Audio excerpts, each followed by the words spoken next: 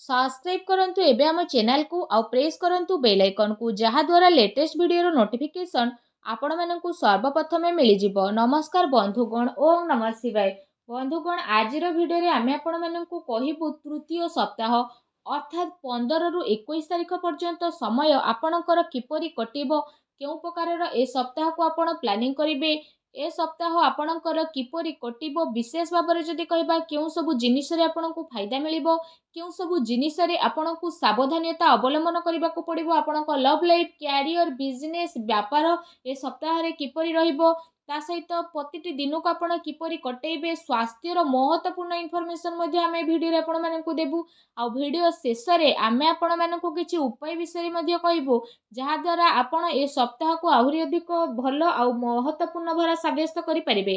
आगो को वीडियो आरंभ करबा पूर्वरु हमर आपणकु रिक्वेस्ट, जदि आपण हमर ए चैनल रे नुआ आछंती चैनल को सब्सक्राइब करंतु, सांगरे नोटिफिकेशन रो बेल को मध्ये ऑन करंतु, जहा द्वारा समय समय देश नुआ नुआ वीडियो रो नोटिफिकेशन आपणक पाखरे पहुंची जिवो।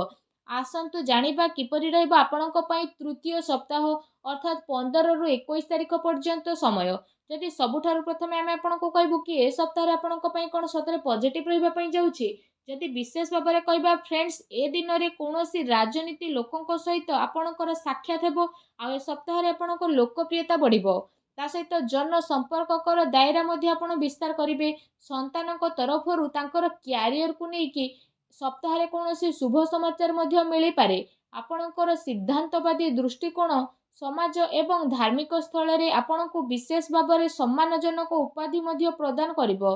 एहा सहित धार्मिक एवं आध्यात्मिक गतिविधि रे आपणकर विशेष भाବରେ महत्वपूर्ण योगदान रहिबो। प्रॉपर्टी संबंधित कोनोसी अटकी थिबा कार्य पूरा हेबार मध्ये संभावना बनुछि। ता सहित ए दिनर समय रे आपणको बहुत भलो स्थिति रहिबो। ता सहित जदि कहिबा भाग्य एवं संतान संबंधित कार्य रे मध्ये सुविधा आपणको प्राप्त होई जिवो।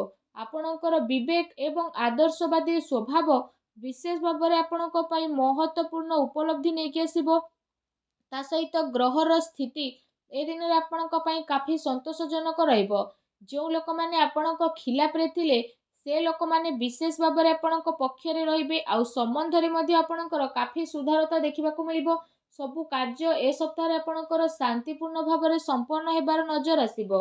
ता सहित भावुकता कारणरू वैवाहिक दृष्टिकोण आपणक काम रे सहायक प्रदान करिवो। ए दिन रे आपणकर सकारात्मक आ संतुलित भावना आपणको आगको बढ़िबा एवं निजर कार्य को सुचारू रूप रे संपन्न करिबारे मध्ये बहुत सहाय्य सहयोग प्रदान करिवो। घरे कोनोसी धार्मिक उत्सवर मध्ये विशेष भाବରେ ए दिन रे योजना बनिबो। आपण पुणी थरे निजे निजकु ताजा विशेष भाବରେ अनुभव करिवे। एहा सहित जदि कहबा अटकी थिबा पेमेंट मध्ये मिलिबा कारणरू विशेष भाବରେ आर्थिक स्थिति रे आपणकर काफी टाइम पर्यंत सुधार आसीबो, जहा द्वारा आपणको काफी खुशी मिलिबो एवं आपणक मन बहुत ही प्रसन्न रहिबो। आसंतु जानिबा ए दिन रे आपणक पई कोन नेगेटिव रहिबो।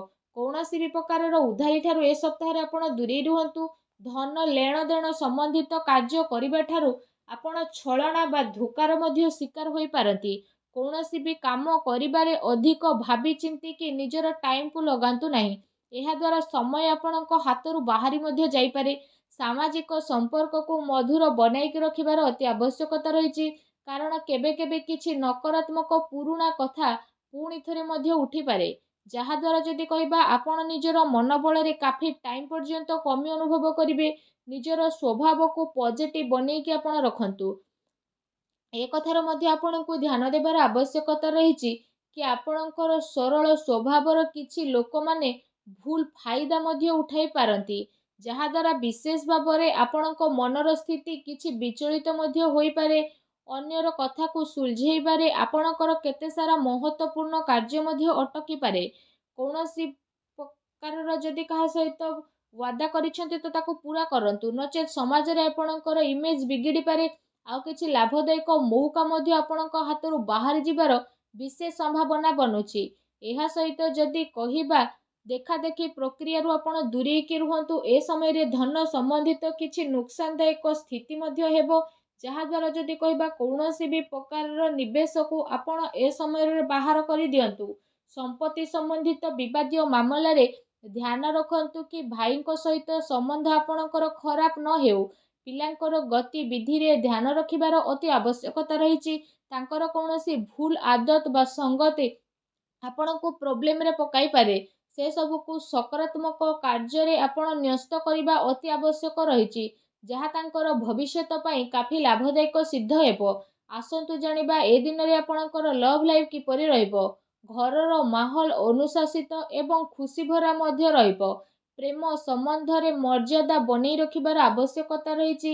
ଆପଣ ଆପଣଙ୍କର ସମସ୍ୟାକୁ ସୁଲଝେଇବାରେ ନିଜର ଜୀବନସାଥୀ ଆଉ ପିଲାଙ୍କର ପୁରା ସହଯୋଗ ମିଳିବ, ଯାହାଦ୍ୱାରା ଆପଣଙ୍କର ଆତ୍ମବିଶ୍ୱାସ ମଧ୍ୟ କାଫି ଭଲ ବନିକି ରହିବ। ଅତି ସମ୍ପର୍କୀୟ ଲୋକଙ୍କ ସହିତ ମେଳ ମେଳାପ ଏବଂ ବୁଲାବୁଲିର ଏ ସପ୍ତାହରେ ଆପଣଙ୍କର ଛୋଟ ମୋଟ ପ୍ରୋଗ୍ରାମ ବନିପାରେ, ଯାହାଦ୍ୱାରା ଘର ପରିବାରର ବାତାବରଣ ଆପଣଙ୍କର ଖୁସିଭରା ଆଉ ସୁଖଦପୂର୍ଣ୍ଣ ରହିବ। ଆସନ୍ତୁ ଜାଣିବା ଏ ସପ୍ତାହରେ ବିଶେଷ ଭାବରେ ଆପଣଙ୍କ ବ୍ୟବସାୟ କ୍ୟାରିୟର କିପରି ରହିବ। ଯଦି କହିବା କାର୍ଯ୍ୟସ୍ଥଳରେ ନିଆଯାଇଥିବା ଠୋସ୍ ନିର୍ଣ୍ଣୟ ଆପଣଙ୍କ ପାଇଁ ବହୁତ ଭଲ ରହିବ ଆଉ ସଫଳତା ମଧ୍ୟ ଆପଣଙ୍କୁ ଅବଶ୍ୟ ମିଳିବ। ଏ ଦିନରେ ମାର୍କେଟିଂ ତଥା ପେମେଣ୍ଟ କଲେକ୍ଟ କରିବା ଯେଭଳି କାର୍ଯ୍ୟରେ ଆପଣ ଆପଣଙ୍କ ଟାଇମକୁ ସ୍ପେଣ୍ଡ କରିବେ, ସେୟାର ଏବଂ ରିସ୍କ ପ୍ରଭୃତି କାର୍ଯ୍ୟରେ ବିଶେଷ ଭାବରେ ଦୂରେଇକି ରୁହନ୍ତୁ। ଆପଣଙ୍କ ସହ ଛଳନା କିମ୍ବା ଧୋକାଧଡ଼ି ମଧ୍ୟ ହୋଇପାରେ। ଚାକିରିରେ କୌଣସି ପ୍ରକାରର ସ୍ଥାନ ପରିବର୍ତ୍ତନ ବିଶେଷ ଭାବରେ ଆପଣଙ୍କ ପାଇଁ ଯୋଗ ବନୁଛି। କାର୍ଯ୍ୟସ୍ଥଳରେ କୌଣସି ପଡ଼ୋଶୀଙ୍କ ଦ୍ୱାରା ଲଢ଼େଇ ଝଗଡ଼ା ଯେପରିର ସ୍ଥିତି ମଧ୍ୟ ବନିବ। କିଛି କାନୁନି ବା ନିବେଶ ସମ୍ବନ୍ଧିତ ବିଶେଷ ଭାବରେ ଜଟିଳ କାମର ଆପଣଙ୍କୁ ସାମ୍ନା ମଧ୍ୟ କରିବା ପାଇଁ ପଡ଼ିବ। ବ୍ୟବସାୟିକ କାର୍ଯ୍ୟ ପ୍ରଣାଳୀରେ ପରିବର୍ତ୍ତନ ଆଣିବା ଆପଣଙ୍କ ପାଇଁ ଅତି ଆବଶ୍ୟକ ରହିଛି, ଯାହା ପାଇଁ ଆହୁରି ଅଧିକ ବେହତରିନ ପରିଣାମ ଆପଣଙ୍କୁ ହାସିଲ ମଧ୍ୟ ହେବ। ତା ସହିତ ବ୍ୟବସାୟିକ ପ୍ରତିଷ୍ଠାନରେ ଅନୁଭବୀ ଆଉ ପରିବାରର ବରିଷ୍ଠ ଲୋକଙ୍କର ଅନୁମତି ଏବଂ ସହମତି ଦ୍ୱାରା କାର୍ଯ୍ୟ କରିବା ଦ୍ୱାରା ଆପଣଙ୍କର କାଫି ସମସ୍ୟା ବହୁତ ଆସାନୀରେ ସୁଲଝି ମଧ୍ୟ ଯିବ। ଧନ ଲେଣଦେଣ ସମ୍ବନ୍ଧିତ କାର୍ଯ୍ୟରେ ଅଚାନକ କୌଣସି ଲାଭଦାୟକ ସ୍ଥିତି ମଧ୍ୟ ଆପଣଙ୍କର ବନିବ, ଯାହାଦ୍ୱାରା ଆପଣଙ୍କୁ କାଫି ଖୁସିର ଅନୁଭବ ହେବ। କାର୍ଯ୍ୟକ୍ଷେତ୍ରରେ ଯାହା ଆପଣ ପରିବର୍ତ୍ତନ ସମ୍ବନ୍ଧିତ ଯୋଜନା ବନଉଥିଲେ, ତ ସେସବୁ ଉପରେ ରାଜ କରିବାର ଉଚିତ ସମୟ ଏବେ ଆସିନାହିଁ। ଏ ସମୟରେ ଆପଣ ନିଜର ଅଧିକତମ କାର୍ଯ୍ୟ ଊର୍ଜା ନିବେଶରେ ଲଗାନ୍ତୁ। ବର୍ତ୍ତମାନର ଗତିବିଧିରେ ଆପଣ ନିଜର ଧ୍ୟାନ କେନ୍ଦ୍ରିତ କରନ୍ତୁ। ଏହା ଆପଣଙ୍କ ପାଇଁ ବହୁତ ହି ଭଲ ରହିବ। ଆସନ୍ତୁ ଜାଣିବା ଆପଣଙ୍କର ସ୍ୱାସ୍ଥ୍ୟ ଏ ସପ୍ତାହରେ କିପରି ରହିବ।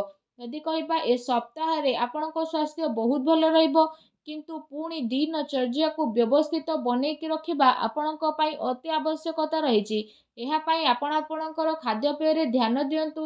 ତା ସହିତ ଆପଣ ଆପଣଙ୍କ ସ୍ୱାସ୍ଥ୍ୟକୁ ଆହୁରି ଅଧିକ ଭଲ ରଖିବା ପାଇଁ ପ୍ରତ୍ୟେକ ଦିନ ଯୋଗ କରନ୍ତୁ, ବ୍ୟାୟାମ କରନ୍ତୁ ଏବଂ ସୁସ୍ଥ ରୁହନ୍ତୁ।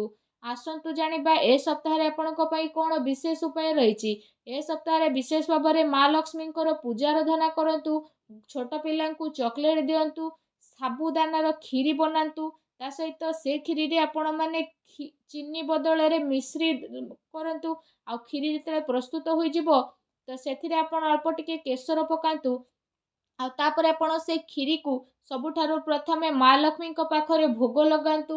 ଏହାପରେ ଆପଣ ସେ କ୍ଷୀରିକୁ ମା ଲକ୍ଷ୍ମୀଙ୍କ ସମର୍ପଣ କରିକି ଗରିବ ଲୋକଙ୍କ ଭିତରେ ବାଣ୍ଟି ଦିଅନ୍ତୁ। ଏପରି କରିବା ଦ୍ୱାରା ମା ଲକ୍ଷ୍ମୀ ବହୁତ ଶୀଘ୍ର ପ୍ରସନ୍ନ ହେବେ ଏବଂ ଆପଣଙ୍କର ସମସ୍ତ କଷ୍ଟକୁ ଦୂର କରିବେ। ମା ଲକ୍ଷ୍ମୀଙ୍କୁ ଭଲ ପାଉଥିଲେ ସଚ୍ଚା ଦିଲରେ କମେଣ୍ଟ ବକ୍ସରେ ଜୟ ମା ଲକ୍ଷ୍ମୀ ଅବଶ୍ୟ ଲେଖନ୍ତୁ ଓ ଭିଡ଼ିଓକୁ ଲାଇକ୍ ଆଉ ସେୟାର କରିବା ପାଇଁ ଆଦୌ ବି ଭୁଲନ୍ତୁ ନାହିଁ। ଧନ୍ୟବାଦ।